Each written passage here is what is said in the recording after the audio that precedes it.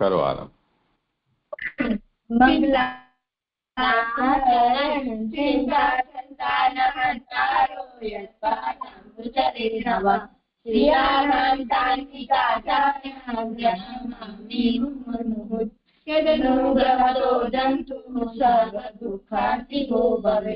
तमहं सर्वदा वन्दे श्रीमद्वल्लभनन्दनम् अज्ञानातिमिरान्धस्य चक्षुरुन्मीलितं येन तस्मै श्रीगुरवे नमः। नमामि हृदये श्रीराब्धिशायिनम् लक्ष्मीसहस्रलीलाभिर्दिव्यमानन्दकलानिधिम् चतुर्भिश्च त्रिभिस्वता सर्वे विराजते धन्य प्रणाम। जय जय। हाँ सीता, जैसे હું કીર્તન કરું। चलो। माधव मासे भरवे सागे श्री वल्लभ हरि जनमलिया माधव मासे भरवे सागे श्री वल्लभ हरि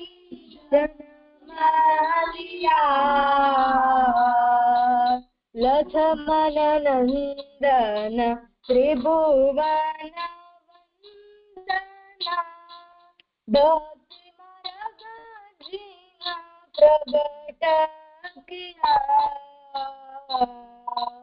लक्ष्मण नंदन त्रिभुवन वंदना भक्ति मार्ग जीना प्रगट किया भक्ति मार्ग बंद जीव सुनाया संसार के मुक्त शरण के जनाया अभेदान निकाल में याद सजन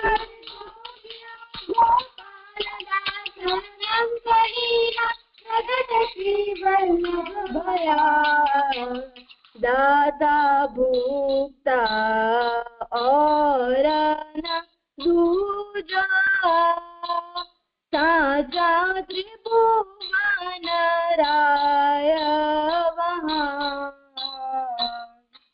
दाता भूता और न साजा त्रिभुवन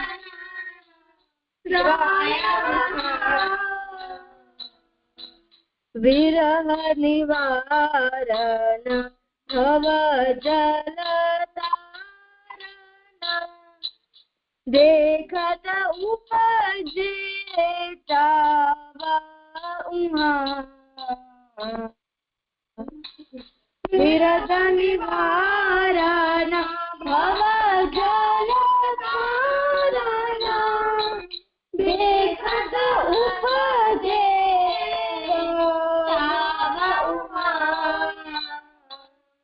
देखत हर को ताव उपजे सकल दुख निवारिया नाम लीने जगे अतिद पावन विरल नाको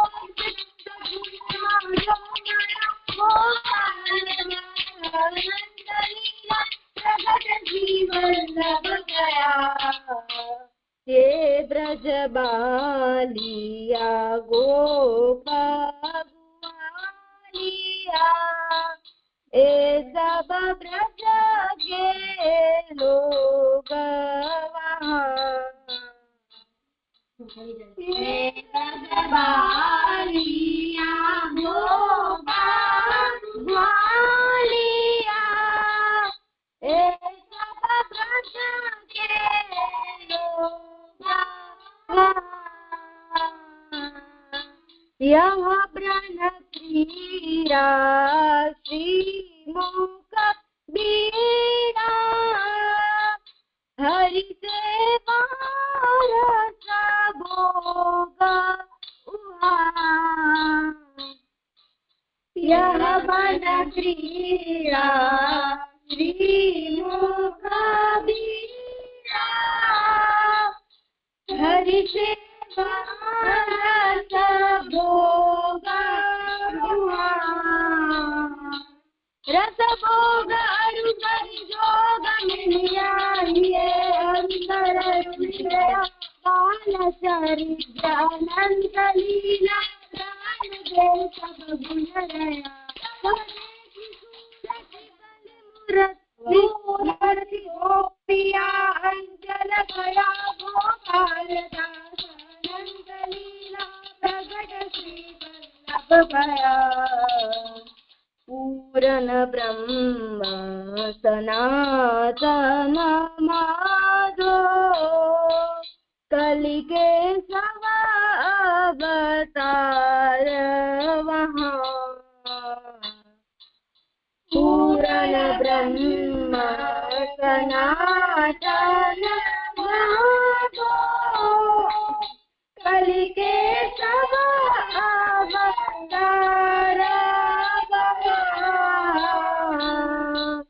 जिन जैसा देखा तिन जैसा पेखा भजन प्राण आधार उमा जिन जैसा देखा तिन जैसा देखा भजन प्राण भजन प्राण आधार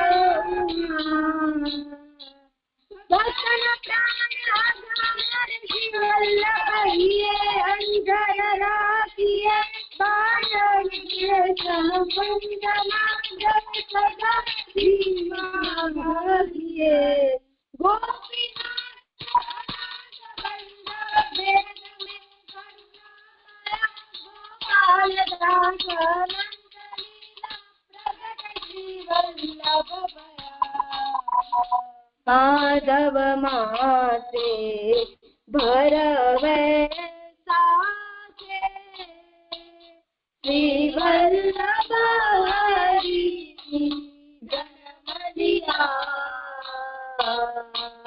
लक्ष्मण नंदन त्रिभुवन वंदना भक्ति मार्ग जीना प्रगट किया થઈ ગયો બહુ સુંદર હો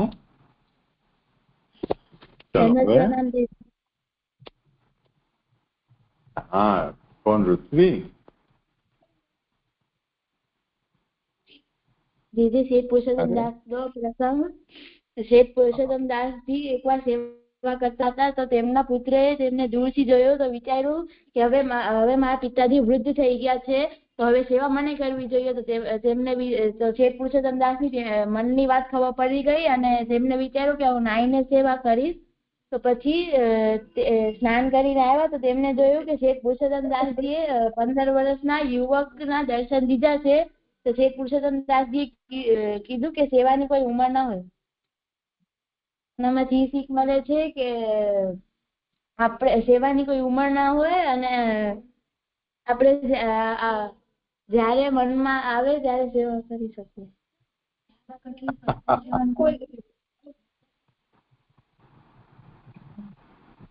બીજામાંથી શબ્દ સેવા સેવા એટલે સેવા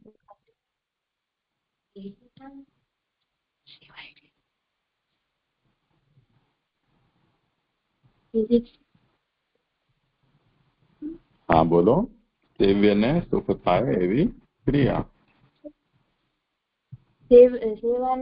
સેવ્યને સુખ થાય એને એવી ક્રિયા એને સેવા કહેવાય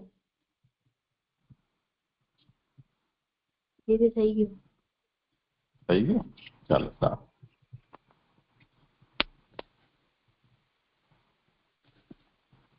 હવે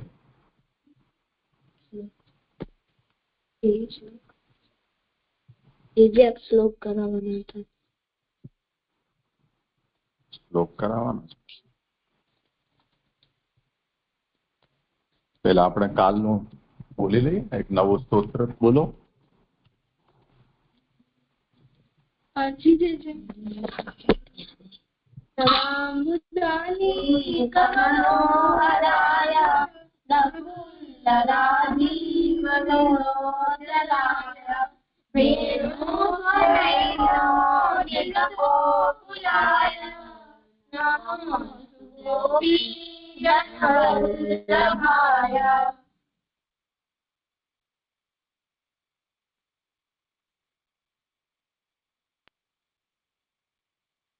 તો આપણે કાલે મેં કરાવ્યું એ થયું, પણ એક સ્તોત્ર આપણે એના પહેલાનું જે પણ તમને આવડે છે એ કરવાનું છે ને.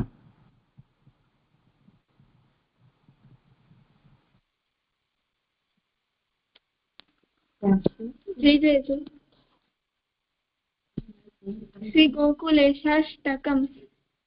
નંદગોપભૂપવંશભૂષણમ વિદૂષણમ ભૂમિભૂતિભૂરિભાગ્યભાજનમ ભયાપહમ ધેનુધર્મરક્ષણાવતીર્ણ પૂર્ણવિગ્રહમ નીલવારિવાહકાંતિ ગોકુલેશમાશ્રયે.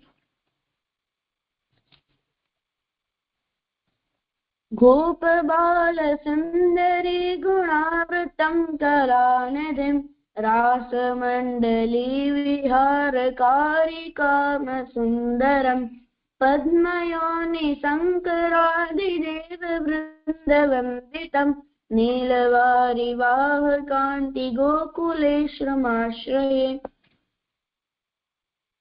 गोपराजरत्नराजिमन्दिरानुरिङ्गणं गोपबालबालिका कलानुरुद्धगायनं सुन्दरी मनोजभावभाजनाम्बुजाननं नीलवारिवाहकान्ति गोकुलेशमाश्रये.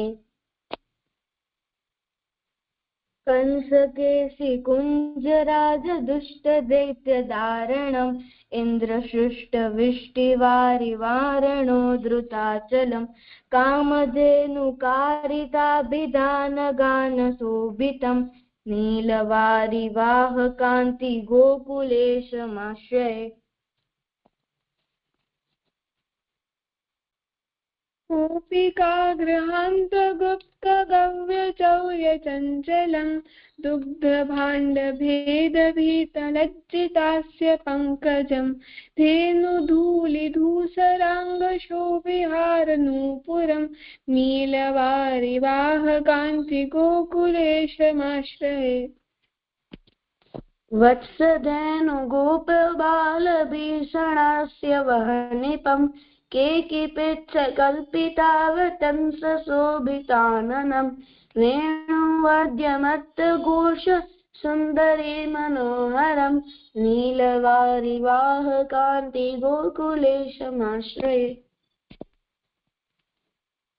गर्वितामरेन्द्रकल्पकल्पितान्न भोजनं शारदारविन्दवृन्दशोभिहंसजारतं दिव्यगन्धलुब्धभृङ्गपारिजातमालिनं नीलवारिवाहकान्ति गोकुलेशमाश्रये. वासरावसानघोषगामि गोगणानुगं धेनुदोहदेहगेहमोहविस्मयक्रियं स्वीयगोकुलेशदानदत्तभक्तरक्षणं नीलवारिवाहकान्ति गोकुलेशमाश्रये. इति श्री गोकुलेशाष्टकं संपूर्णम्. હવે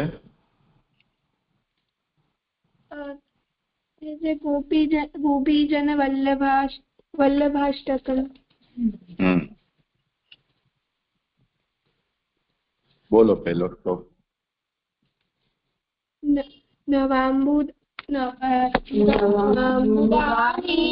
मनोहराय प्रफुल्लरागीनिलोचनाय वेणुवनैमोदितभूपुराय नमो गोपीजनवल्लभाय।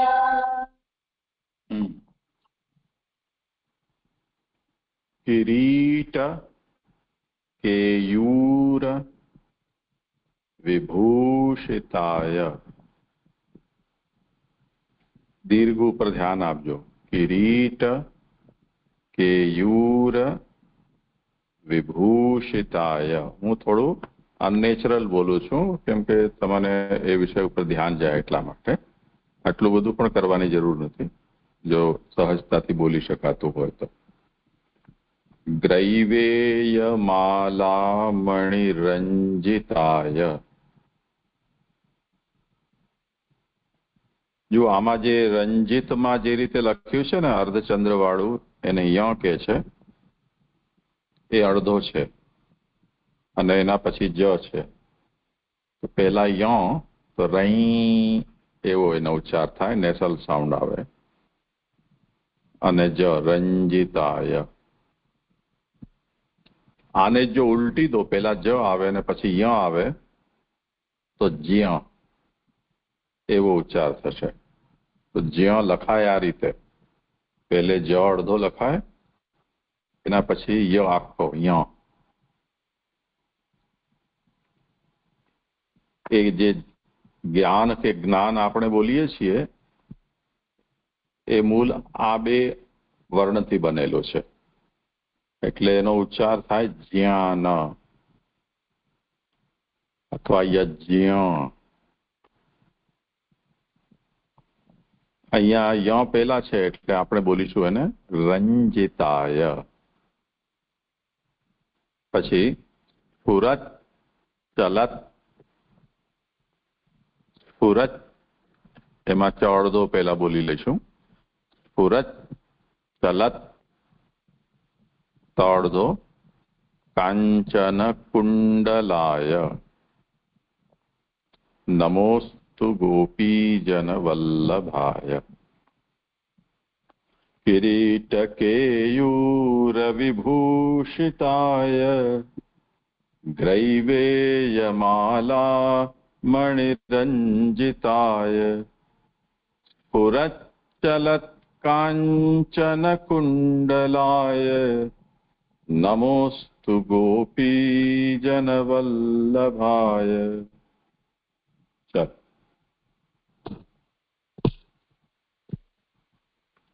किरीट केयूर विभूषिताय ग्रैवेयमालामणि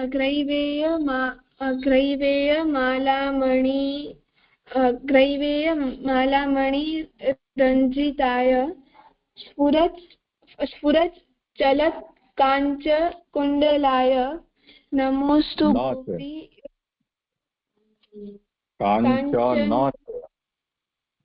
कांचन कुंडलाय नमोस्तु गोपीजन वल्लभाय। किरीटकेयूर विभूषिताय ग्रैवेयमालामणिरंजिताय स्फुरच्चलत् कांचन कुंडलाय नमोस्तु गोपीजन वल्लभाय। किरीटकेयूर विभूषिताय ग्रैवेयमालामणिरंजिताय स्फुरच्चलत् काञ्चनकुण्डलाय नमोस्तु गोपीजनवल्लभाय। किरीटकेयूर विभूषिताय ग्रैवेयमालामणिरंजिताय स्फुरच्चलत् काञ्चनकुण्डलाय नमोस्तु गोपीजनवल्लभाय।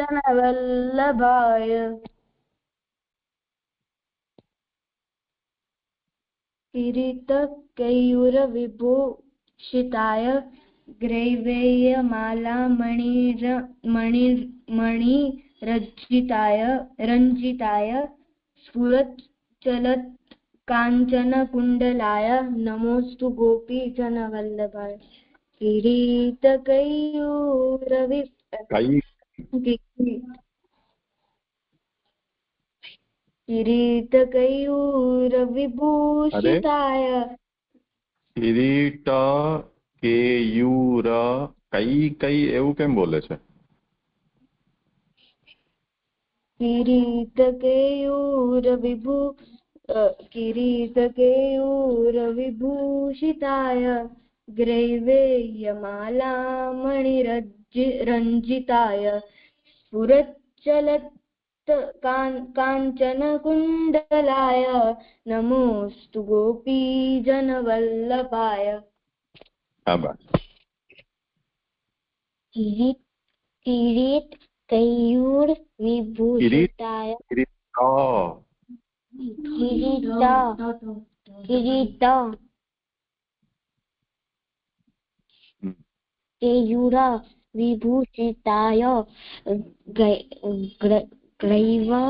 केयूरविभूषिताय ग्रैवेयमालामणिरञ्जिताय रञ्जिताय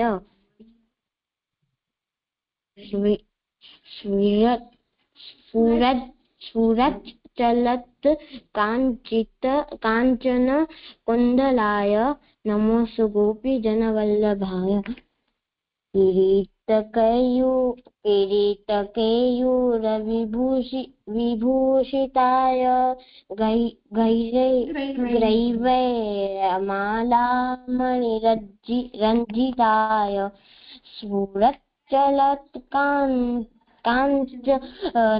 काञ्चनकुण्डलाय नमोऽस्तु गोपीजनवल्लभाय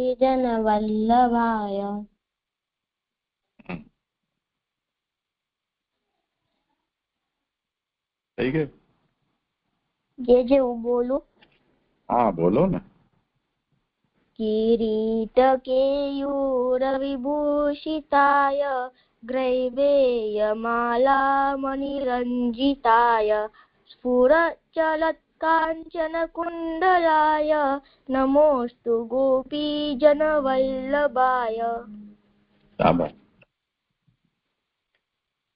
किरीटकेयूरविभूषिताय ग्रैवेयमालामणिरञ्जिताय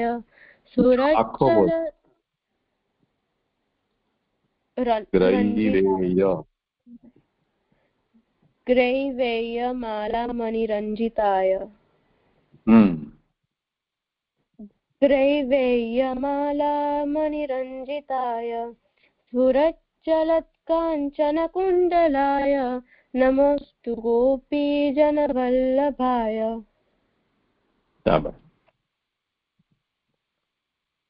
શું કરીશું? તમે કઈ નક્કી કર્યું છે સેવા ફળનું? હાજર પ્રસ્તુતિ કરવાની છે. હા તો કરો, જે પણ તમે ક્રમ નક્કી કર્યો ને તે પ્રમાણે. હાજર. તો આ સેવાફળની સંગતિમાં જોયું કે સેવાફળ અંતિમ ગ્રંથ છે ષોડશ ગ્રંથનો, અને ષોડશ ગ્રંથમાં સેવાનું પરિચય પહેલા ષોડશ ગ્રંથમાં સેવાનું પરિચય પહેલા તો સિદ્ધાંત મુક્તાવલીમાં બતાવ્યું છે શ્રી મહાપ્રભુજીએ, અને સિદ્ધાંત મુક્તાવલીમાં શ્રી મહાપ્રભુજીએ કૃષ્ણ સેવા સદાકાર્યનો ઉપદેશ આપ્યો છે, અને કૃષ્ણ સેવાની બે અવસ્થા ત્યાં બતાવી કે સાધનરૂપ સેવા જે તનુવિત્તજ સેવા છે અને ફલરૂપ સેવા જે માનસી છે, અને બ્રહ્મસંબંધ શું છે કે તનુવિત્તજનું સ્વરૂપ શું છે, આ બધા પ્રશ્નના જવાબ સિદ્ધાંત મુક્તાવલીમાં બતાવ્યા છે. હવે કયા જીવનું બ્રહ્મસંબંધ ભગવાન સ્વીકાર કરે છે એ બધા પ્રશ્ન પુષ્ટિ મર્યાદા ભેદમાં બતાવ્યું છે, અને વિવેક ધૈર્યાશ્રય નવરત્ન અંતકરણ પ્રભુ ચતુર્શ્લોકી ભક્તિવર્ધની એ કૃષ્ણ સેવા એમાં કૃષ્ણ સેવા અને એના જુદા જુદા જે પક્ષ છે એનું વર્ણન એ ગ્રંથોમાં આવ્યું છે, અને ભક્તિવર્ધનીમાં સ્પેસિફિકલી ભગવદ પ્રેમની ઉચ્ચ અવસ્થા જે સિદ્ધાંત મુક્તાવલીમાં માનસીના તરીકે જે જણાય છે એને વ્યસન શબ્દ થી નિરૂપણ અહીંયા શ્રી ભક્તિવર્ધિનીમાં શ્રી મહાપ્રભુજીએ કર્યું છે. પછી જલબેદ અને પંચપદ્યાનીમાં શ્રોતા અને વક્તાના જુદા જુદા પ્રકારો સમજાવ્યા અને પછી જે દ્રઢબીજ ભાવ વાળો ભગવાનના વીરના અનુભવ માટે જે ભક્તિ માર્ગે સંન્યાસ ગ્રહણ કરી શકે છે એવું ત્યાં બતાવ્યું. અને પછી છેલ્લે જે નિરોધ લક્ષણ છે એમાં આ પ્રપંચ વિસ્મૃતિ પૂર્વક ભગવદ આસક્તિ વાળો જે નિરોધ છે એ ભગવદ સેવા પરાયણ અને જે ગુણગાન પરાયણ જે ભક્ત છે એને પ્રાપ્ત થઈ શકે એવું ત્યાં બતાવ્યું. અને આવું એક્સપ્લેન કરતા શ્રી મહાપ્રભુજી એક્ઝામ્પલ પણ આપ્યા હતા કે વ્રજભક્તો અને એનું જે ફલાત્મક રૂપ અને ફળનું જે સાધન પણ એનું અને ફળનું સાધન પણ ત્યાં વર્ણન કર્યું. એટલે સાધન નિરોધ પ્લસ જે ફળ નિરોધ છે એ બંને નિરોધ લક્ષણ ગ્રંથમાં સમજાવ્યું છે. અને સાધનથી ફળ સુધીને પહોંચવાની જે પ્રક્રિયા છે એ શ્રી મહાપ્રભુજી પ્રભુ તરફથી ફલદાન કરવામાં આવતું હોય એવું સ્પષ્ટ નથી કર્યું. પણ જે નિરોધ લક્ષણ ગ્રંથ સુધી શ્રી મહાપ્રભુજી જે પ્રક્રિયા બતાવી છે એ સાધન સાધ્ય છે કે પ્રયત્ન સાધ્ય છે એવું કહી શકાય.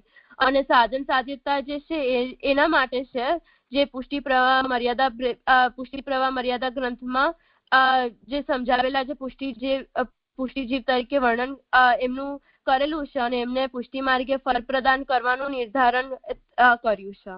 અને જ્યારે આ પુષ્ટિજીવ ભગવાનમાં શરણાગતિ કે બ્રહ્મસંબંધ સિદ્ધ કર્યું છે અને એના અનુરૂપ ભગવત સેવા કે શ્રવણ કીર્તન સ્મરણ કે જે વૈષ્ણવોનો સંગ એ બધું જે સાધનોનું પાલન કરી રહ્યો છે તો આ એની સાધન નિષ્ઠાથી એને માનસી સેવા રૂપ એની ફલાવસ્થા સિદ્ધ થશે અને આગળ જઈને એની અવસ્થા નિરોધના રૂપે પરિણમશે.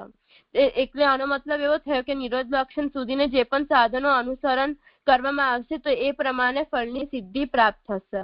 અને પછી આ નિરોધ લક્ષણ પછી જે સેવા ફળમાં છે એમાં ઉત્કૃષ્ટ ફળની પ્રાપ્તિ બતાવી જ્યારે ભગવાન કરાવશે. અને અહીંયા જે માનસી વ્યસન નિરોધ છે આ બધી અવસ્થા ભક્તના પ્રયત્ન દ્વારા સિદ્ધ થાય છે અને પોતાના એફર્ટથી જે હાઈએસ્ટ લેવલ ઉપર પહોંચાતું હોય ત્યાં સુધીને એ પોતાના તરફથી જ્યાં સુધીને પહોંચી શકે છે એ હાઈએસ્ટ લેવલ ઉપર એ પહોંચી ગયો છે. હવે નિરોધની અવસ્થા પર પહોંચ્યા પછી જે સેવા ફળમાં ભગવાનથી મળતું ફળ છે એનું વર્ણન કરવામાં આવ્યું છે. હવે જે પહેલો શ્લોક છે એમાં એવું સમજી હતી કે હવે એવો પ્રશ્ન થાય કે પુષ્ટિજીવને કઈ ફળની સિદ્ધિ થશે. તો અહીંયા શ્રી મહાપ્રભુજીએ 3 નામ આપ્યા છે: અલૌકિક સામર્થ્ય, સાયુજ્ય અને ભગવદ લીલામાં ઉપયોગી દેહ. તો જે પણ ફળ હશે એ અત્યાર સુધી જે આ જે 3 ફળ છે એ એકદમ જુદા જ ફળ છે જે અત્યાર સુધીને શ્રી મહાપ્રભુજીનું નિરૂપણ નથી કર્યું. કારણ કે સેમ હોત તો એનું નિરૂપણ માટે શ્રી મહાપ્રભુજી અલગ ગ્રંથની રચના ના કર્યું હોત. એટલે આ જે 3 ફળ છે અલૌકિક સામર્થ્ય, સાયુજ્ય અને ભગવદ લીલામાં ઉપયોગી દેહ એ એકદમ જુદા જ ફળ છે માનસી અને નિરોધ કરતાથી. તો અહીંયા શ્રી મહાપ્રભુજી ફળની શ્રેષ્ઠતાની એની રેન્ક પણ કરી છે. ફળનો ક્રમ આપ્યો છે કે પહેલા અલૌકિક સામર્થ્ય, પછી સાયુજ્ય અને પછી વૈકુંઠ લોકમાં સેવા ઉપયોગી દેહ. ફળનું નિરૂપણમાં અલૌકિક સામર્થ્યને પહેલા ગણાવ્યું છે એ કારણ કે આની વધારે શ્રેષ્ઠતા છે અને એના પછીના ફળ એનાથી લોઅર લેવલના છે. તો અહીંયા અલૌકિક સામર્થ્યમાં જોઈએ તો લૌકિક સામર્થ્ય અધિક, સામર્થ્ય છે અલૌકિક સામર્થ્ય. અલૌકિક એટલે અધિકતા અને એનું નિરોધ લક્ષણ સાથે કનેક્શન જોઈએ તો વિરહી ભક્તના ક્લેશ જોઈ ભગવાન જ્યારે કૃપા કરે તો એના હૃદયમાં જે ભાવાત્મક ભગવાન જે બિરાજે છે એ બહાર પ્રગટ થાય છે. અને આ જે વર્ણન જે નિરોધ લક્ષણમાં છે એ નિરુદ્ધ અવસ્થાથી આગળ વધી ગયેલી અવસ્થા છે. તો અને ફળ નિરોધ કહેવાય છે. એટલે નિરોધ લક્ષણમાં મુખ્ય રૂપે તો સાધન નિરોધ બતાવ્યું છે શ્રી મહાપ્રભુજીએ, પણ એમાં ફળ નિરોધનો પણ નિરૂપણ શ્રી મહાપ્રભુજી કર્યો છે. આ જે ફળ નિરોધનો જે ટોપિક આવે છે એ ડિરેક્ટલી સેવા ફળ સાથે જ કનેક્ટ થાય છે. તો આ ફળ નિરોધ જે નિરોધ લક્ષણમાં જે ફળ નિરોધ બતાવ્યું છે એ જ અલૌકિક સામર્થ્ય છે. અને અલૌકિક સામર્થ્ય એટલે અલૌકિક ભગવાન જે ભક્તના હૃદયમાં બિરાજે છે એનું બહાર પ્રગટ થઈ જવું કે ભગવાન જ્યારે ભક્તને અલૌકિક દાન કરાવે છે. હવે બીજો ફળ છે સાયુજ્ય. સાયુજ્ય એટલે ફળ શબ્દનો ઉપયોગ કરી શ્લોકમાં જે ફલ શબ્દ છે એનો ઉપયોગ કરીને સાયુજ્યનું નિરૂપણ શ્રી મહાપ્રભુજી કરે છે. સાયુજ્યના બે મતલબ હોઈ શકે, એક તો લીન થઈ જવું અને બીજું કે જે સહભાવ સાથે રહેવું કે પ્રભુની નિકટતા. હવે ત્રીજું ફળ છે વૈકુંઠ વગેરે લોકમાં સેવા ઉપયોગી દેહની પ્રાપ્તિ. અને આ જે ફળ છે એ અધિકારી શબ્દનો ઉપયોગ કરી શ્રી મહાપ્રભુજી સમજાવ્યું છે. અને અહીંયા પ્રભુનું લીલા સ્થળ છે વૈકુંઠ, અને પ્રભુને જે પણ પદાર્થ વૈકુંઠમાં આવશ્યક હોય, જેમ કે નદી હોય કે પર્વત હોય, પક્ષી હોય, એ બધું એ રૂપે સેવા ઉપયોગી શરીરની પ્રાપ્તિ થઈ શકે છે. અને આ ફળ અલૌકિક સામર્થ્ય અને સાયુજ્યથી એકદમ લોઅર લેવલનું છે. અને જે અલૌકિક સામર્થ્ય અને સાયુજ્યનો યોગ્ય ના હોય તો એમને આ ફળની પ્રાપ્તિ થાય છે. હવે નિરોધ લક્ષણમાંથી સમજાય કે જ્યારે ભક્ત ગુણગાન કરી ભગવાનના દર્શનની અભિલાષા કરે તો ભગવાન ભક્તના દુઃખ જોઈને બહાર પ્રગટ થાય છે. અને ભક્ત માટે આ પ્રાગટ્ય અમુક ક્ષણ માટે થાય છે અને પછી ફરીથી ભગવાન પાછા છુપાઈ જાય છે. તો જ્યારે હૃદયમાં ભગવાન પાછા છુપાઈ જાય છે તો જેની સાથે ભગવાન આવું કરે છે તો ભક્ત વિરહને સહન નથી કરી શકતો અને આવું થતા એને બધા બંધનો છૂટી જાય છે અને સાયુજ્ય પ્રાપ્ત થાય છે. તો અહીંયા આપણે સમજી શકીએ કે જો એવો પ્રશ્ન થાય કે એકથી વધારે ફળની પ્રાપ્તિ થઈ શકે તો એનો આન્સર અહીંયા મળી જાય છે કે જીવન મુક્તિના રૂપે જ્યારે ભગવાન બહાર પ્રગટ થાય છે તો એ જે અલૌકિક સાક્ષાત્કાર છે એ જીવન મુક્તિ છે. અને પછી વિદેહ મુક્તિના રૂપે સાયુજ્ય હોઈ શકે છે કે ગુણગાન કરતા જ્યારે ગુણગાન કરતા ભક્તને થતું જે પ્રાપ્ત એ ગુણગાન કરતા ભક્તને જે પ્રાપ્ત થાય છે ફળ એ વિદેહ મુક્તિ. અને એટલે અહીંયા મતલબ એવો થાય કે ફળ એકથી વધારે મળી શકે, જીવન મુક્તિના રૂપે અલૌકિક સામર્થ્ય અને વિદેહ મુક્તિના રૂપે સાયુજ્ય કે વૈકુંઠમાં સેવા ઉપયોગી દે. અને અહીંયા સાયુજ્ય એટલે જે સહભાવ રૂપે સાયુજ્ય કે ભગવાનમાં લીન થઈ શકે છે. અને જો સાયુજ્યનો જે યોગ્ય ના હોય તો એને વૈકુંઠમાં સેવા ઉપયોગી દેહની પ્રાપ્તિ થાય છે. હવે ફળના વિષયમાં સમજવું કે કાલ નિયામક નથી હોતું, કારણ કે ભગવાન ક્યારે ફળ આપશે ટાઈમ ફિક્સ નથી. ફળની પ્રાપ્તિ કાલથી આધીન નથી, પણ પ્રભુના ઈચ્છાથી એનું નિર્ધારણ થાય છે. અને નિયામકતા એટલે બે રીતે આપણે સમજી શકીએ. એક તો ટાઈમ ફ્રેમ ના રૂપે કે આમાં કે ક્યારે ફળની પ્રાપ્તિ થશે, તો આમાં પણ કાલની નિયામકતા નથી, કારણ કે કાલના ઉપરથી ભગવાન ઉપર છે કે ક્યારે ફળની પ્રાપ્તિ થાય છે. કારણ કે કાલ ભગવાનના ઈચ્છા ઉપર જ ડિપેન્ડન્ટ હોય છે. અને બીજી રીતે નિયામકતા આપણે એવી રીતે જોઈ શકીએ કે કોણ ફળ આપે છે એ વિષયમાં પણ એનો કોન્ટેક્ટ લઈ શકાય. કારણ કે કાલ લોક વ્યવહારમાં અને થોડાક શાસ્ત્રમાં પણ એવું નિરૂપણ કરવામાં આવ્યું છે કે કાલ પોતે ફળ પ્રદાન કરે છે. અને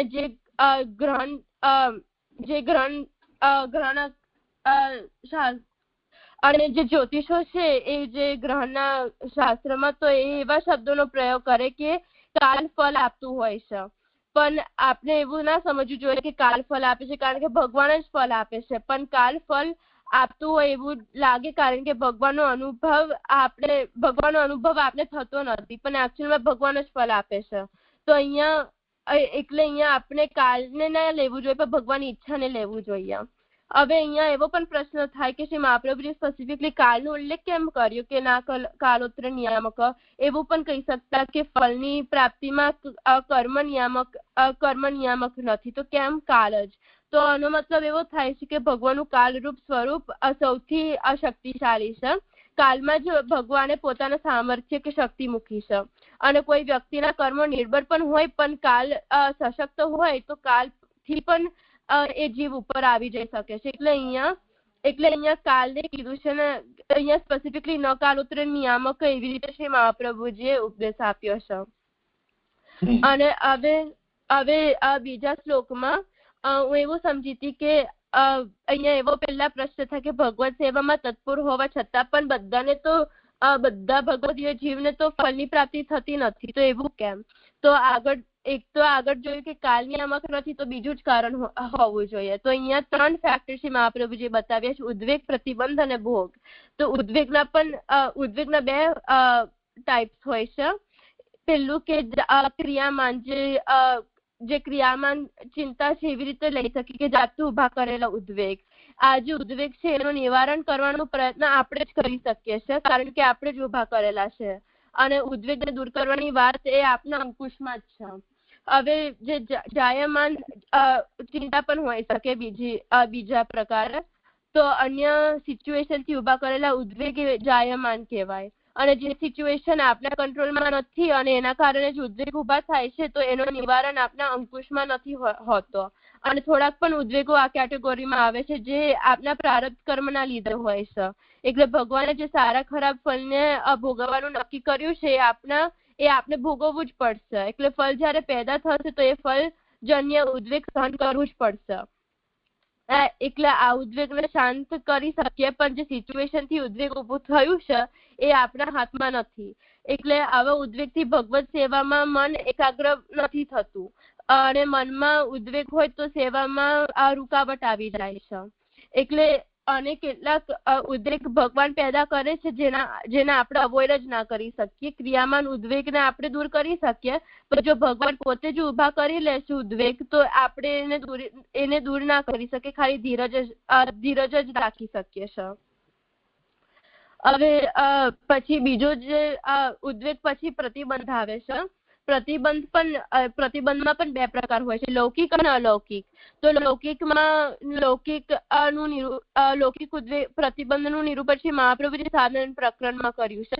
એમાં જુદા જુદા પ્રકારો છે. પહેલું કે વિક્ષેપ, એટલે સાધના કરતી વખતે જો આપના સામર્થ્ય કરતા પણ આપણે વધારે એફર્ટ મૂકતા હોય તો બાહ્ય અને આંતર ઇન્દ્રિયો સહજતાથી ભગવત સેવામાં ના જોડાઈ શકે. એટલે એના કારણે ઇન્દ્રિયો સેવા કે સ્મરણ કરતી વખતે બાધક રૂપ બને છે અને એવું લાગવામાં વીકનેસ આવી જાય કે પગ દુખવા માંડે એવા બધા અનુભવ થાય છે. પછી બીજું છે અશક્તિ, એટલે બીમારી કે વૃદ્ધની અવસ્થામાં શરીરની અશક્તિના કારણે ભગવત સેવામાં એટલું બધું આપણે ઇન્વોલ્વ ના થઈ શકીએ. અને પછી ત્રીજું છે પ્રતિબંધ, કે અન્ય દ્વારા પણ એ પ્રતિબંધ હોઈ શકે, કે ઠાકોરજી પણ હોઈ શકે કે પરિવારજનો પણ હોઈ શકે. ઠાકોરજી પોતે પ્રતિબંધ ઉભા કરી શકે, કે બીજું કે ઠાકોરજી સંબંધી કે વૈષ્ણવ કે ગુરુ સંબંધી કશું કરવું હોય તો એનામાં પરિવાર જનો વિરોધ હોય છે અને પ્રતિબંધ રૂપે ઉભા રહ્યા હોય છે. પછી બીજું છે અત્યાગ્રહ પ્રવેશ. અત્યાગ્રહનો મતલબ એવો થાય કે આગ્રહ બહુ હોય, કે જડાગ્રહ હોય જેના વડે તામસતા આવી જાય. એટલે સેવાના બધા જ એસ્પેક્ટમાં બહુ બધો આગ્રહ રાખી લઈએ તો એના કારણે અહંકાર પણ આવી શકે છે અને જે મેઇન પર્પસ આપનું હોય એ ભૂલી જવાય. પ્રભુ સિવાયની જે વસ્તુમાં વધારે આગ્રહ આવી જાય જેના કારણે ભગવાન પોતે જ ભૂલી જાય તો એ સારી વાત ના કહેવાય. અને આવો જડાગ્રહ તો જુદી જુદી વસ્તુમાં હોય છે. કોઈને સામગ્રી સંબંધી આગ્રહ થઈ જાય કે જપપાઠનો આગ્રહ થઈ જાય. એટલે આના કારણે અહંકાર આવી જાય છે અને પ્રભુમાં ભક્તિ આગળ વધતી નથી. પછી છેલ્લું છે પરપીડા. પરપીડા એટલે પોતે ના કરી શકીએ અને બીજા ઉપર છોડી દઈએ, અને જે કારણ કે આપણે પોતે સમજ નથી અને બીજાને આપી દઈએ અને એના કારણે એ લોકો સતાયા કરે તો એ પરપીડા કહેવાય. કારણ કે આવું જયારે થઈ જાય ત્યારે ભગવત સેવા એક પીડાનું કારણ બની જાય છે. એટલે આ જે પાઠ છે એ લૌકિક પ્રતિબંધ તરીકે શ્રી મહાપ્રભુજીએ નિરૂપણ કર્યું છે. પછી જે બીજું પ્રતિબંધ છે એ લૌકિક પ્રતિબંધ કહેવાય, જે ભગવાન દ્વારા થતો પ્રતિબંધ. અને ભગવાન દ્વારા થતો પ્રતિબંધ છે એ એવો છે કે ભગવાન ફળ આપવામાં વિલંબ કરે છે કે ફળ ના આપે. હવે આજે પ્રતિબંધો આગળ અમે કહ્યા તો એના ઉપાયો શું હોઈ શકે?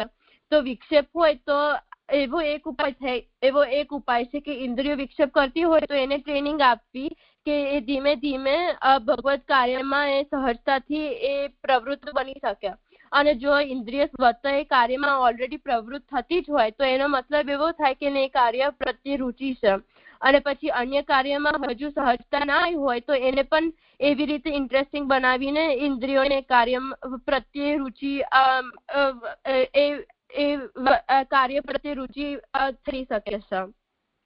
એટલે જે પ્રકાર છે બદલવાથી રુચિ જાગી શકે.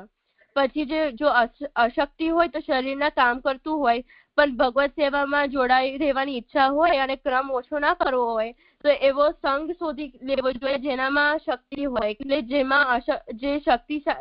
જેમાં શક્તિ હોય તો એ કાર્યમાં આ મદદ કરી શકે જે પોતે ના કરી શકીએ. અને જો પ્રતિબંધ હોય તો પ્રતિબંધ બીજા કોઈના કારણે થતું હોય તો જે કોઈ પણ રીતેનું નિવારણ થઈ શકે એનું નિવારણ કરી લેવું જોઈએ. અને પછી જો અત્યાગ્રહ પ્રવેશ હોય તો આગ્રહ ઓછો કરી દેવો, તો એના કારણે જડાગ્રહ ના થાય. અને પરપીડા હોય તો ભક્તિનો ક્રમ કરવામાં બીજા કોઈને પીડા થતી હોય તો એનો વિકલ્પ આપણે શોધી લેવો. એટલે પોતાનો સંકલ્પ હોય સેવા કરવાનો તો બીજાને બળજબરીથી સેવામાં ઇન્વોલ્વ ન કરવું જોઈએ.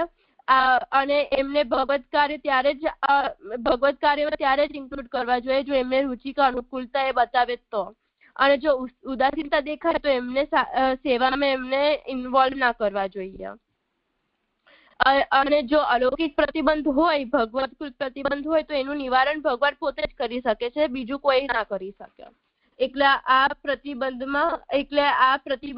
નવો વિષય થયો. હવે છેલ્લો પ્રતિબંધ પછી ભોગ છે. તો ભોગના પણ બે પ્રકાર હોય છે, લૌકિક અને અલૌકિક. એટલે લૌકિક ભોગ એ છે કે જે અસમર્પિત વસ્તુઓ હોય, ભગવાનને સમર્પિત કરેલી ના હોય. અને જે લૌકિક ભોગ છે એનો ત્યાગ કરવો જોઈએ કારણ કે એ પ્રતિબંધક બને છે. અને જે અલૌકિક ભોગ છે એ સમર્પિત છે, એટલે અલૌકિક ભોગ ફલાત્મક કહેવાય છે. ફલાત્મક હોવાથી ત્યાજ્ય નથી. અને પ્રભુને જે કઈ સમર્પિત છે એને અને પ્રભુનો સંબંધ થવાથી બધું ભગવદીય થઈ જાય છે, જેવું સિદ્ધાંત રહસ્યમય મહાપ્રભુ જે બતાવ્યું છે.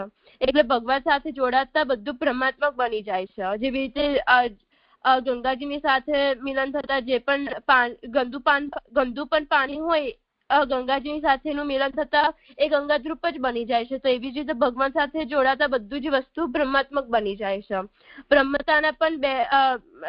બ્રહ્મતાનો મતલબ એવો થાય કે નિર્દોષતા અને સમાનતા. નિર્દોષતા એટલે કોઈ પણ લાકડુંને જલાઈ દે તો અગ્નિરૂપ બની જાય છે. તો એવી જ રીતે જેની સાથે પ્રભુ સાથે સંબંધ થાય તો એ ભગવદ રૂપ બની જાય છે. અને ભગવાન સાથે જોડાય તો એના ગુણધર્મોમાં પણ ભગવાનના ગુણધર્મોનો આવેશ થઈ જાય. અને ભગવાન નિર્દોષ છે અને સર્વત્ર સમ છે. સર્વત્ર સમનો મતલબ એવો થાય કે ભગવાનના તત્વમાં કશો ભેદ નથી, સર્વત્ર બ્રહ્મપણું જ છે, એ સમાન છે. એટલે બ્રહ્મ સાથે સંબંધ થવાથી એનામાં કશા ગુણદોષો પણ નહીં રહી જાય એ વસ્તુમાં. તો આ જે વસ્તુ છે એ અલૌકિક વસ્તુ છે. અને વસ્તુ પ્રત્યે આપની પણ અહીંયા નોટ કરવું જોઈએ કે વસ્તુ પ્રત્યે આપની કેવી ભાવના છે એવો એનો પ્રભાવ પડે. એટલે ભગવદીય પદાર્થ હોય તો પણ એનું સેવન કરવામાં ભગવદીય પદાર્થનું સેવન કરવામાં આવે તો જ એનું પ્રભાવ જોવા મળે. જો આપણે એનું સેવન અલૌકિક વસ્તુ તરીકે જોઈને જ કર્યું હોય, પણ જો એને લૌકિક રીતે એનું સેવન કરવામાં આવે તો એનો પ્રભાવ અલૌકિક જેવો ના દેખાય પણ લૌકિક જેવો જ એનો પ્રભાવ જોવા મળે. પણ આમાં એવો પણ પ્રશ્ન થાય કે અલૌકિકને લૌકિક જેમ જોઈએ તો લૌકિક જેવો પ્રભાવ એનો થાય, પણ લૌકિકને અલૌકિક જેમ જોઈએ તો એનો અલૌકિક પ્રભાવ પ્રગટ થઈ શકે. તો અહીંયા પ્રમાણબલ અને પ્રમેયબલની વાત થઈ હતી કે પ્રમાણબલ એ સેટ પેટર્ન કે સ્ટેન્ડર્ડ છે, એટલે આવું ફોલો કરશું તો આવું પ્રાપ્ત થશે. પણ પ્રમેયબલ એટલે 100% સર્ટિનિટી નથી કે એવું જ થઈ શકે કે આવું જ પ્રાપ્ત થશે, એવું ના થઈ શકાય 100% સર્ટિનિટીથી. પ્રમેયબલ દ્વારા એક્સેપ્શનલ સિચ્યુએશન્સ પણ થઈ શકે છે. જેવી રીતે એવો પ્રસંગ છે ક્ષત્રિયોના પ્રસંગમાં એવું જોયું કે એમને ટોકરી ભરીને આમલા ખરીદ્યા હતા, પણ એમને મહાપ્રસાદ સમજીને નતા ખરીદ્યા પણ ખાલી ફળ તરીકે લીધા હતા. અને વેચનારને પણ નથી ખબર કે એ આમલા મહાપ્રસાદ હતા, તો પણ એ આમલાનો અલૌકિક પ્રભાવ પ્રગટ થયો હતો અને બીજાનામાં એવો કશો પ્રભાવ નતો પ્રગટ થયો. એટલે એવા એક્સેપ્શનલ કેસીસ જોવા પણ મળી જાય છે પ્રમેયબલના કારણે. એટલે ભગવાનને જેવી ઈચ્છા હતી એ પ્રમાણે આમલાનો પ્રભાવ પડ્યો. એટલે ભગવાનની ઈચ્છાના કારણે અનેક એક્સેપ્શન થાય છે. તો આનો મતલબ એવો થાય કે કોઈ વસ્તુ મહાપ્રસાદ નથી કે અસમર્પિત વસ્તુ છે અને તો પણ એનું સેવન કરનાર વ્યક્તિ એને પ્રસાદ તરીકે જોવે છે અને એનામાં ભક્તિભાવ પણ જાગે છે, તો એનો મતલબ એવો થાય કે આઉટકમ પ્રમેયબલથી આવેલો છે. એટલે જે સેટ પેટર્ન છે કે જે ટ્રેડિશન છે એનાથી એવું નથી થયું, કારણ કે લૌકિક વસ્તુનું સેવન કરવાથી તો પોતાનામાં અલૌકિકતા ના જાગવી જોઈએ. એટલે જે ભગવાનની ઈચ્છા હતી એ જે ભગવાનની ઈચ્છા છે એ પ્રેડિક્ટેબલ નથી, પણ આપણે એક્સેપ્શનલ કેસીસ ઉપર રિલાય ના કરી શકીએ. જે પ્રમાણિત સિદ્ધાંત હોય એના ઉપર જ આપણે ચાલવું જોઈએ. જે એક્સેપ્શનલ કેસીસના એક્ઝામ્પલ જે છે એ સામાન્ય લોકો ઉપર લાગુ પડતા નથી. એટલે અને એવો પણ પ્રશ્ન થાય કે કોણ ડિસાઇડ કરે છે કે એક્સેપ્શનલ કેસ છે કે નહીં? તો એક્સેપ્શનલ કેસીસ ત્યારે જ થાય છે જ્યારે ભગવાન પોતાનું મહાત્મ્ય કે અકર્તુમ સામર્થ્ય દેખાડવા માંગતા હોય તો જ. હવે ભોગને ફળની પ્રાપ્તિમાં પ્રતિબંધક ના બને તો એનો ઉપાય શું છે? તો એ ઉપાય એ જ છે કે જે આત્મનિવેદન કરેલું છે, જે સર્વ વસ્તુ પરિવાર કે બધાનું જે વિનિયોગ છે ભગવાનને કરેલું છે એમાં લૌકિકતા રહેલી નથી. પણ જો વસ્તુનો ભગવાને વિનિયોગ ના કર્યો હોય તો એનો ત્યાગ કરવો જોઈએ. કારણ કે ભગવત સંબંધી નથી તો એ ભગવાનથી વિમુખ કરનારું છે. એટલે અસમર્પિત, અસદાલા, પન્યાસ એ બધું ભગવાનથી વિમુખ લઈ જનારું છે. એટલે જે અસમર્પિત ત્યાગ છે એનો મતલબ જ થાય કે આ લૌકિક ભોગનો ત્યાગ કરવો. અને બ્રહ્મસંબંધ પછી અસમર્પિતનો ત્યાગ ના કર્યો તો બધું નકામું કહેવાય છે. એટલે બ્રહ્મસંબંધ કર્યા પછી આપણું કર્તવ્ય બને છે કે અસમર્પિત વસ્તુનો ત્યાગ કરવો અને જે સમર્પિત વસ્તુ હોય એનો જ ઉપભોગ કરવો. એટલે જો અસમર્પિત વસ્તુનો ત્યાગ કરીએ તો લૌકિક ભોગ પ્રતિબંધક રૂપ નહીં બને. એવું પહેલા અને બીજા શ્લોકમાં સમજી જાય છે. બહુ સારું કર્યું. આગળ કોણે કરવાનું છે? હું કરું છું જજ. તો ત્રીજા શ્લોકમાં શ્રી મહાપ્રભુજી એવું સમજાવે છે કે જો ભગવાનની ઈચ્છા ના હોય સેવાનું ફળ પ્રાપ્ત થવાનું તો બીજો કશો ઉપાય જ નથી. તો હવે એવો પ્રશ્ન થાય કે આમને કેવી રીતે ખબર પડે કે ભગવાનની ઈચ્છા છે કે નહીં? તો પહેલા શ્રી મહાપ્રભુજી સમજાવી લીધું કે કાળ નિયામક નથી. જો આપણે કાળ પર ધ્યાન ના રાખીએ તો પણ કાળ ત્યાં જ રહેશે, કારણ કે આપણે કાળથી આધીન છે. તો જો ભક્તિવર્ધિની કે નિરોધ લક્ષણ વગેરે જે પહેલાના જે ષોડશ ગ્રંથો જે છે એનો અભ્યાસ કર્યું હોય તો એ સેલ્ફ અસેસ કરી શકશે કે જો એ સિદ્ધાંત પ્રમાણે ચાલતો હોય અને વ્યસન વગેરે સિદ્ધાંત પ્રમાણે ચાલતો ના હોય અને વ્યસન વગેરે સિદ્ધ ના થતું હોય તો એવું સમજવું કે પ્રભુની ઈચ્છા નથી. અને જો સિદ્ધ થતું હોય તો સમજવું કે પ્રભુની ઈચ્છા છે. તો આને દ્રષ્ટ ઉપાય અને અદ્રષ્ટ ઉપાય એવી રીતે આપણે સમજી શકીશું. દ્રષ્ટ ઉપાય એટલે જે કારણો કે સાધનો જેને આપણે આઈડેન્ટિફાય કરી શકીએ.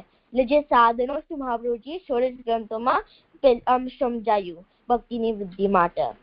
હવે અદ્રષ્ટ ઉપાય એટલે જે સાધનો અને ઉપાયો આઈડેન્ટિફાય ના કરાય એટલે ભગવત પ્રતિબંધ હોઈ શકે છે. હવે ફળમાં પ્રતિબંધ અને સાધનમાં પ્રતિબંધ એ જુદું છે. ફળમાં પ્રતિબંધ એટલે જો આપણે એફર્ટ મૂકીએ અને સેવા સિદ્ધાંત પ્રમાણે કરીએ તો પણ પ્રભુ ફળમાં વિલંબ કરે. તો ભક્તને એવી ઉપેક્ષા હોય છે જ્યારે ભગવાન એમને મળે અને જ્યારે સંસારમાં પાછા પડી ના જાય તો એવી ભક્તિ એવી ઉપેક્ષા હોય છે. તો ભગવાનની એવી ઈચ્છા હોય છે કે ભક્ત ભૂતલ ઉપર જેવી ભક્તિ કરે છે એવી જ ભક્તિ એમના ધામમાં કરે.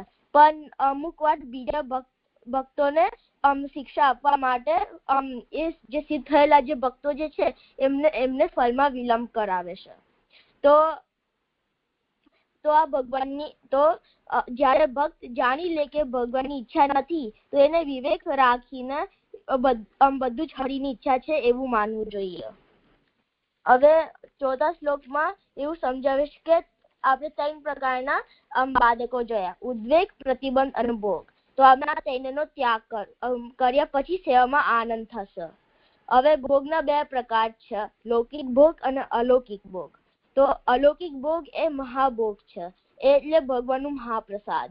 તો જે અલૌકિક સામર્થ્ય ના ફળમાં જ અલૌકિક ભોગનો સમાવેશ થઈ જાય છે અને આ બાધક નથી. હવે જે લૌકિક ભોગ જે છે એ ત્યાગ કરવાનો છે કારણ કે બાધક રૂપ છે.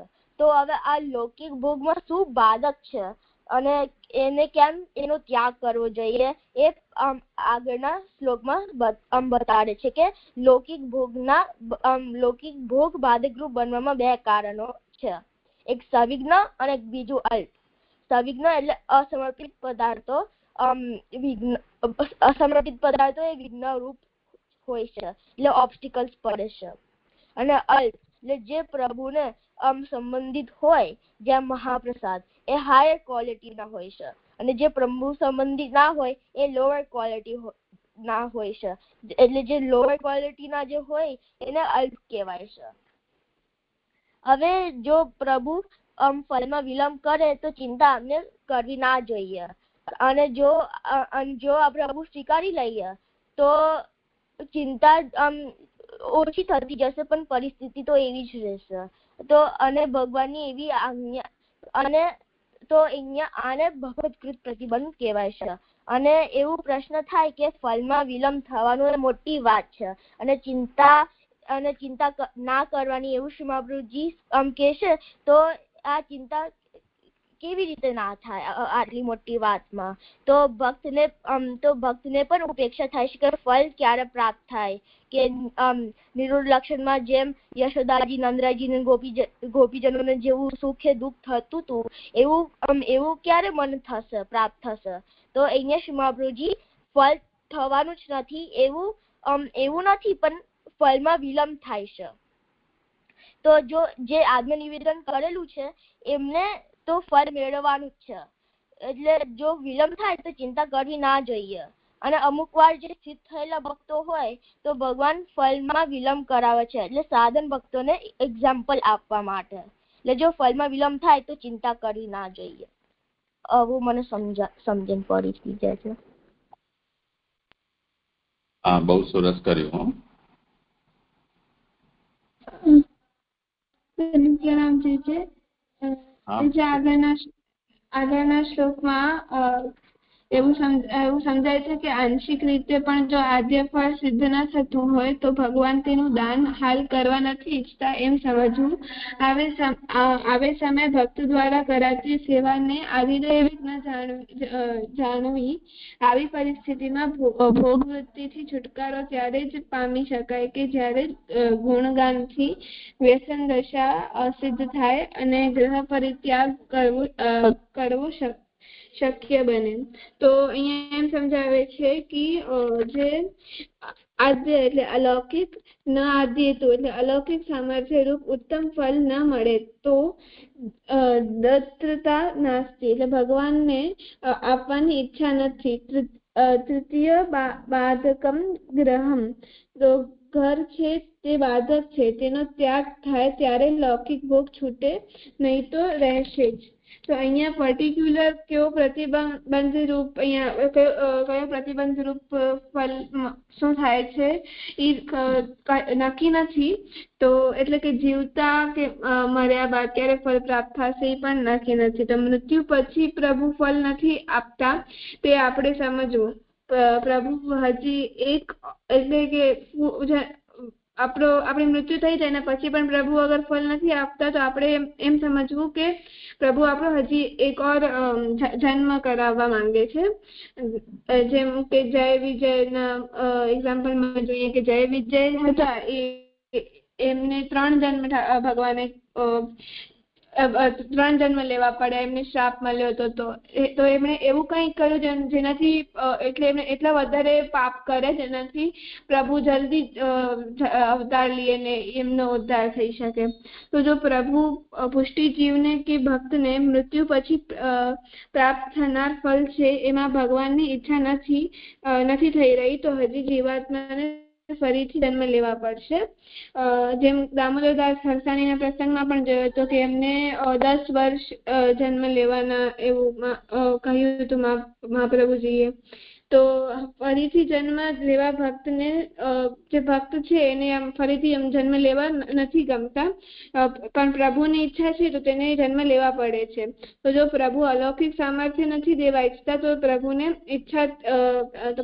ઈચ્છા તે ફળ દેવાની નથી. તે સ્થિતિમાં ભગવત સેવામાં આધિદૈવિકતા આધિદૈવિકતાનું પ્રાકટ્ય નહીં થાય, કારણ કે આપણા તરફથી જે સાધન છે તે નિરોધસુચિત છે. આગળ તો પ્રભુ જ ફળ આપી શકે છે. સાનુભાવતા વગેરે જતાવવા પ્રભુની લીલાનો સાક્ષાત્કાર તો પ્રભુની તરફથી જ થઈ શકે છે. તો તેવો પ્રબળ પ્રતિબંધ આવે કે સેવા છૂટી જાય, તે સ્થિતિમાં આપણે પ્રભુ વિમુખ થઈ જઈએ. જેમ આપણે ગોવિંદાસ ભલ્લાની વાર્તામાં જોયું તો કે ગોવિંદાસ ભલ્લાને આપણો અહંકાર આવી ગયો, જેના કારણે એમણે ઠાકોરજીની સેવા ન ચૂઝ કરીને પોતાના જે અહંકાર છે એને ચૂઝ કરી અને સેવામાંથી નીકળી ગયા. તો તે લોકોને અસમર્પિતથી નિર્વાહ કરવો પડે છે. તો તેમને જે સેવા ફલમાં 3 બાધક કયા, જે 3 બાધક સાન્વી અને અર્પણ હમણાં કયા, તે લાગશે જ્યાં સુધી તે ભગવત સેવામાં સંપૂર્ણ પૂર્વક તત્પર ન થયો ત્યાં સુધી રહેશે, અથવા તો ગ્રહત્યાગ કરે ત્યારે છૂટે. ગ્રહત્યાગ તો વ્યસન થઈ જાય ને પછી જ ગ્રહત્યાગ કરી શકાય છે. શ્લોક 6 પછી શ્લોક 6 માં એમ સમજાય છે કે ફલદાન ભગવદ ઈચ્છાને આધીન હોય છે, અન્ય કોઈનો તેના ઉપર વશ નથી, કેમ કે ભગવદ ઈચ્છા સિવાય અન્ય બાબતોમાં હેતુ બુદ્ધિ મનોભ્રમ છે. ભગવાન પણ પુષ્ટિજીવોને પુષ્ટિ ફલદાનમાં વિલંબ નહીં જ કરે એવો વિશ્વાસ ભગવદીઓએ રાખીને ભજનમાં તત્પર રહેવું. ભક્તોના અંતઃકરણમાં તામસાદી ગુણોને કારણે થતી કુશંકાઓને પણ ભ્રમણા જાણીને આ ઉપદેશને ભૂલવો નહીં. તો અહીંયા અત્યાર સુધી જે વાત શ્રી આચાર્યજીએ કહી છે તે વાત સદા ધ્યાનમાં રાખવી.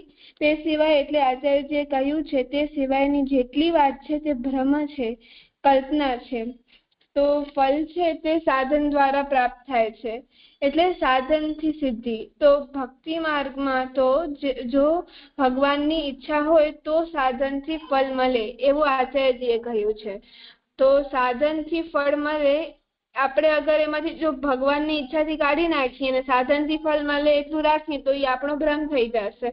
તો એટલે આપણા અહીંયા જે મહાપ્રભુજીએ વાત કીધી એમાં આપણે અધૂરી વાત રાખી તો એ આપણો ભ્રમ છો. તો જો ફળ આપવામાં પ્રભુ પ્રતિબંધક થાય તેના 2 કારણ છે કે અત્યારે આપણે પ્રભુ ફળ આપવા નથી ઈચ્છતા. તો સિદ્ધાંત મુક્તાવલીથી શ્રી આચાર્યજી સમજાવે છે કે આ પુષ્ટિ માર્ગ છે, તેમાં પ્રભુની પુષ્ટિ અર્થાત કૃપા વગર કાંઈ ન થાય. કાંઈ નિયામક અહીંયા કાંઈ પણ નિયામક નથી. આ વાતને ધ્યાનમાં રાખવું. આના સિવાય બધું જ એટલે ભક્તના મનની ભ્રાંતિ છે, ભ્રમ છે. અને હવે જે તદીય છે એ ભગવદીય છે, તેના મનમાં એવું આવી જાય કે હું તો સેવા કરું છું, મેં તો કુસંગતા છોડી સમર્પિત થયો. તો એમને શ્રી આચાર્યજી કહે છે કે આ બધું એમને પ્રભુને મેળવવા માટે કર્યું, એટલે એમને પ્રભુની ગરજ હતી. પ્રભુને થોડી ના તદીયની ગરજ હતી, એટલે ભક્તની ગરજ હતી. તેથી જે તદીય છે તેને પણ અહીંયા સુધી જે નિયમો સમજાવ્યા છે બધા ધ્યાનમાં રાખવા, અને જે રીતે સર્વ સમર્પણ પૂર્વક ભગવત સેવા કરતા આવે છે તેવી જ રીતે સેવા પરાયણ રહેવું. અને પછી જ્યારે પ્રભુ ભક્તને ફળ દેવાનું નક્કી કરશે ત્યારે પછી વિલંબ નહીં કરે, પણ જ્યાં સુધી પ્રભુની ઈચ્છા નથી ત્યાં સુધી તે ભગવત સેવા એને કરવી જ જોઈએ. પણ હવે એનામાં એવું થાય કે અગર જે ટાઈમ લિમિટ છે, વેઇટિંગ પીરિયડ એ બહુ લાંબો થઈ જાય તો આપણે વેઇટ ના કરી શકીએ. જેમ એક્ઝામ્પલ આપણે કીધું હતું કે આપણે કોઈની વાટ જોતા હોઈએ કે હું 10 મિનિટમાં આવું છું, તો આપણે હજી ધીરે ધીરે આમ કાઢી લઈએ 10 મિનિટ, પછી અડધી કલાક તો આપણે એ પણ કાઢી લઈએ. પણ અગર એ 3 કલાક ને આમ વધારે ટાઈમ વધારતા જાય તો આપણને છેલ્લે જે ઉત્સુકતા હતી એમને આવવાની કે તો એ ઓછી થઈ જાય ને ગુસ્સામાં આપણે ક્રોધમાં બદલી જાય, તો આપણા ગુણ એમાં આવી જાય, સાત્વિક તામસ રાજસ જે ગુણ છે. તો એવો એક્ઝામ્પલ આપણે બીજો પણ સમજાવ્યો તો કે જે ઋષિમુનિ અને રામચંદ્રજીનો અને જામવન ને શ્રી કૃષ્ણ ઠાકોરજીનો, તો રામચંદ્રજી પ્રગટ્યા હતા તો ત્યારે ઋષિમુનિએ કીધું હતું કે આપ અમારો ઉદ્ધાર કરો. તો રામચંદ્રજીએ કીધું કે હમણાં તો હું મર્યાદા માર્ગીય છું, મર્યાદા પુરુષોત્તમ છું, તો મર્યાદા પુરુષોત્તમ છું એટલે આ અવતારમાં તો હું નહીં કરું, પણ ત્યારે બીજા અવતારમાં ઠાકોરજીએ એમનો ઉદ્ધાર કર્યો, જ્યારે શ્રી કૃષ્ણ અવતારમાં પછી ઋષિ મુનિઓનો ઉદ્ધાર કર્યો હતો. તેવી જ રીતે જામવનજીનો બી સેમ, જામવનજી રામચંદ્રજી સાથે પણ હતા અને એમનો ઉદ્ધાર શ્રી કૃષ્ણ લીલામાં ઠાકોરજીએ કર્યો હતો. તો સાત્વિક, રાજસ, તામસ ગુણોને લીધે થતું ડિસ્ટર્બન્સ, આ ડિસ્ટર્બન્સ આપણને પ્રભુ તરફથી ભગવત સેવામાંથી આપણને બેધ્યાન કરે છે. તો આચાર્યજી સમજાવે છે કે આવું થાય, આપણો જે પ્રભુથી મન નીકળી જાય, બેધ્યાન થઈ જઈએ, તો આપણું આચાર્યજી સમજાવે છે કે આવું અગર થઈ જાય છે તો ત્યારે પણ જે આચાર્યજીએ સમજાવ્યું છે તે જ કરવાનું. પ્રભુની ઈચ્છા હશે તો પુષ્ટિ કરવામાં વિલંબ નહીં કરે. એટલે તેમને ગુણક્ષોભ થયો છે તો પણ ભગવત સેવા કરતા રહેવું, તેવી આચાર્યજી ની આજ્ઞા છે. પછી છેલ્લા શ્લોકમાં એવું સમજાવે છે કે અહીંયા કોઈ જાતની કુસૃષ્ટિ ઉત્પન્ન થાય તો ભ્રમરૂપ છે.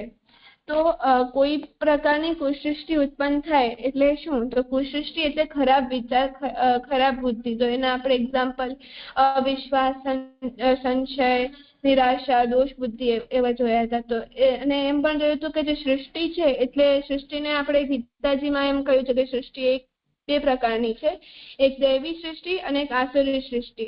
તો દૈવી અને આસુરી સૃષ્ટિના જીવના સંદર્ભમાં આપણે એક સૃષ્ટિને લઈ શકીએ. તો કુસૃષ્ટિ, આસુરી સૃષ્ટિ કે આસુરી જીવો કે ચર્ષણી જીવો થઈ ગયા. તો અહીં એટલે પુષ્ટિ માર્ગમાં જે કોઈ કુસૃષ્ટિ ઉત્પન્ન થાય તો તેને મનનો ભ્રમ સમજવો. તો પ્રભુ પુષ્ટિ જીવને પુષ્ટિ માર્ગીય ફળ પ્રદાન કરે છે અને જેને ફળના એક્સપેક્ટેશન છે તેને હજી સુધી ફળ નથી મળ્યું, તેથી એના મનમાં ખોટા વિચારો આવી જાય છે. તો ભક્તને ફળ એક્સપેક્ટેડ હોય અને તેને ન મળે તો ભક્તને તેમ લાગે કે તે જે ભક્ત છે એ આ માર્ગનો જીવ નથી. એટલે આવી જે કુસૃષ્ટિ થાય તેવો વિચાર મનમાંથી કાઢી મૂકવો. નેગેટિવ થોટ્સ, ખરાબ વિચાર ને પણ મનનો ભ્રમ સમજી કાઢી નાખવા, એવું આચાર્યજી કહે છે. તો ભક્ત વિચારે કે તેને ફળ પ્રાપ્ત નહીં થાય તો હું પુષ્ટિજીવ નથી, પ્રભુએ મારો વરણ પુષ્ટિજીવ તરીકે નથી કર્યો. આવા ખોટા ખરાબ જે વિચારો છે એને કાઢી નાખવાની મહાપ્રભુજી આજ્ઞા કરે છે. તો આપણે એમાં પ્રશ્ન થાય કે જો પ્રભુ પુષ્ટિ માર્ગીય ફળ સેવા કરતા ને નથી આપી રહ્યા તો પ્રભુની એવી ઈચ્છા નથી એમ સમજવું.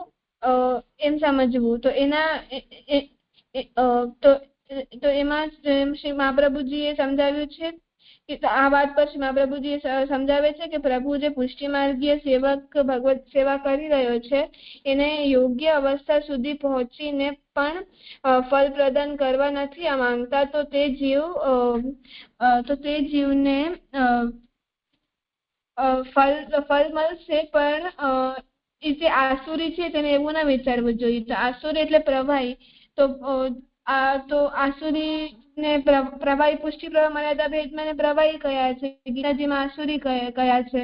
તો પ્રભુ જેનું ખાલી જન્મ મરણ જ ઈચ્છે છે તેવી ગતિ જેને નિશ્ચિત છે તેવા પ્રકારના જીવને આસુરી જીવ કહેવાય છે. પણ અહીંયા સેવા ફળમાં આસુરી જીવ ન સમજીને એને આસુરા વેશ ભક્તમાં આવી જાય એવું પણ સમજી શકાય. જેમ ગોવિંદદાસ ભલ્લામાં પ્રસંગમાં જોયું કે એમનામાં આસુરા વેશ આવી ગયો એટલે અહંકાર આવ્યો એટલે એમને સેવા મૂકી દીધી. કૃષ્ણદાસ અધિકારીની વાર્તામાં જોઈએ કે કૃષ્ણદાસ અધિકારી પહેલા તો પ્રભુ સેવક હતા, પછી એમના મનમાં એમને અધિકારીની પોસ્ટ મળી તો એમાં અહંકાર આવી ગયો. એમણે પોતાના કીર્તનમાં બી કહ્યું છે કે હું પહેલા સુર હતો, પછી અસુર બન્યો અને પછી પાછો સુર બન્યો. તો એવી રીતે પુષ્ટિજીવને પ્રવાહ, આસુરા વેશ અને મર્યાદા વેશ બંને આવી શકે છે. તે જ રીતે મર્યાદા અને પ્રવાહી જીવોમાં પુષ્ટિનો આવેશ આવી શકે છે. તે સંગ કર્મજન્ય છે. તેમ અક્રૂરજી, તો અક્રૂરજી પેલા પ્રભુના ભક્ત હતા, પણ એમને સંગ એવો કર્યો જેનાથી એમને ચોરી કરી. પ્રભુ અને પ્રભુ એમને એટલું સમજાવ્યું તો પણ એ માન્યા નહીં. તો ભગવાન ફલ આપવા નથી ઈચ્છતા, એટલે એકદમથી એવું નિર્ણય ન લેવો જોઈએ કે આપણે પુષ્ટિ જીવ નથી, આસુરી જીવ છીએ. તો આવું ન કરે. તો કોઈ પણ પ્રકારની આવી કુસૃષ્ટિ, ખોટી સમજ કોઈને ઉત્પન્ન થતી હોય પુષ્ટિ માર્ગમાં, તો તેને મનનો ભ્રમ સમજવો. તો આ માર્ગમાં પુષ્ટિ સિવાયની કોઈ સૃષ્ટિને મનનો ભ્રમ સમજવો, કારણ કે જે ફર્સ્ટ સ્ટેજ પર જે ભક્ત પહોંચ્યો છે, ફર્સ્ટ સ્ટેજ પર છે, એમ વિચારે કે હું માર્ગનો નથી, તો આપણે એમ સમજી શકીએ કે હમણાં સ્ટાર્ટ કર્યો છે એટલે એને નહીં લાગતો હોય, પર બીજા કોઈ માર્ગનો બિલોંગ થઈ શકતો હોય ને અહીં આવી ગયો હોય. પણ જે ભક્ત છે એ ફલાવસ્થા સુધી પહોંચી ગયો હોય અને પછી એમ કહે કે હું આ માર્ગનો નથી, તો એમ થઈ શકે. કેમ કે ફલાવસ્થા સુધી કેવી રીતે પહોંચ્યો? તો પછી એમાં આપણે એક્ઝામ્પલ આપ્યો હતો કે જે વિદ્યાર્થી પહેલાથી ફેલ થતો હોય તો આપણે કહી શકીએ કે આનો ઇન્ટરેસ્ટ નથી આમાં. પણ જે વિદ્યાર્થી પાસ થતો હોય, બધી એક્ઝામ પાસ કરી હોય અને ફાઇનલ એક્ઝામમાં એમ વિચારે કે મને હવે આ સબ્જેક્ટ નથી ગમતો, તો એ કેવી રીતે થઈ શકે? તો આપણને આને આ વાત છે ને આમ પણ સમજી શકીએ કે મહાપ્રભુજી આમ સમજાવે છે કે જે ભક્ત આ સિદ્ધિ ફલાવસ્થા સુધી પહોંચ્યો છે, ખાલી પ્રભુ તરફથી ફલ આપવાની જ વાર છે. બાકી બધું સેવા કરતા એ ભક્તિ માર્ગનો સારી રીતે અનુસરણ કર્યો છે, તો પછી તે એમ કહે કે તે પુષ્ટિ જીવ નહીં હોય અને શાયદ ચર્ચણી જીવ હશે, તેવા નિર્ણય પર તેને જવાની આવશ્યકતા નથી. આવા વિચારને ભ્રમ સમજવો જોઈએ અને એને મનમાંથી કાઢી નાખવો જોઈએ. જે ગ્રંથ પૂરો થઈ ગયો. બહુ સારું બેટા, બહુ સારું કર્યું બધાએ. ચાલો, કોઈને આમાં તમને કંઈ પૂછવું છે, કંઈ કહેવું છે?